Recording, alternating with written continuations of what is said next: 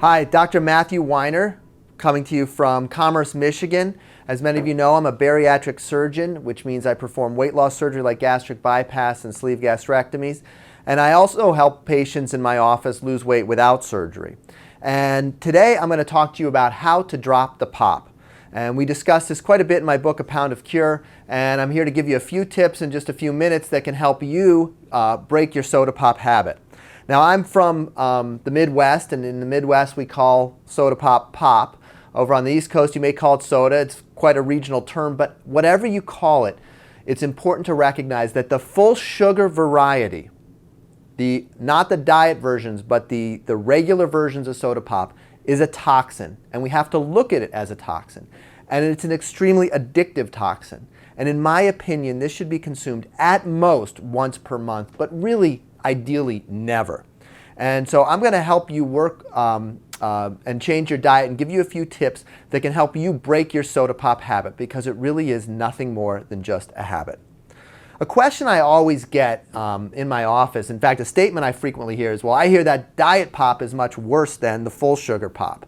And in fact, I don't think that that's true. I think that the full sugar version of pop is absolutely a toxin. In my opinion, it is the single worst thing that you can do for weight if you're trying to lose weight. It is the most potent weight-gaining agent. In fact, liquid sugar in any form, and that would include fruit juices, sports drinks, energy drinks, sweetened coffee drinks, but pop is the most common form we take those in. The liquid sugar in any form is absolutely one of the most toxic substances on earth. Our body has no idea how to handle it, and as a result, we should limit it or really ideally exclude it from our diet. The artificial sweeteners, the diet pop, we'll address in a separate video that'll be on the YouTube channel about artificial sweeteners, and I won't go into much detail, and I certainly don't believe that they are in any way beneficial or healthy or good for you, but I absolutely believe that they are not nearly as toxic and as poisonous as full sugar soda pop is. So again, it's critically important for us to look at the regular use of soda pop, because soda pop, 80% of all soda pop is drank by 20% of all people in this country. So there's clearly a subset of individuals out there who are using this very frequently on a daily basis, often multiple times a day. I occasionally will see patients who are drinking a 2-liter of full sugar pop a day, and really that is absolutely poisonous and is not consistent with sustained life for the long term. But there's one main factor, without question, the hardest thing about stopping soda pop is this little molecule right here. And for those of you who are chemistry buffs, you will recognize this as caffeine. It is no coincidence that most soda pop has caffeine in it. Caffeine is extremely addictive, and it takes months often to break yourself of your addiction to caffeine. Now, it's important though to recognize that caffeine in and of itself is really not all that harmful. In fact, a regular caffeine habit, which probably 80 or 90% of our country enjoys, is not all that dangerous, but it's extremely hard to stop. And so when people try to drop the pop, they run into these headaches and they feel sluggish and they think that it's the pop, but in actuality, it's really just the caffeine. So the goal is we got to drop the pop, but replace the caffeine. And if you're able to do that, what you'll find is that this is actually a very simple change to make in your life. So what we have to do is identify some other safe sources of caffeine that we can replace our regular soda pop with. The best options are coffee, tea, and caffeinated water. So I'll talk to you about coffee and tea first. I've ranked these in order of the worst first and then the less harmful options down the road. But coffee with sugar directly added, to me, is not really a significant change from soda pop. Again, it's the liquid sugar that's the problem, and when you dissolve sugar into your coffee, you're really just kind of replacing one toxin with another. So a mochaccino, a frappuccino, or just a teaspoon of sugar in your coffee is not, in my mind, an acceptable way to replace the caffeine.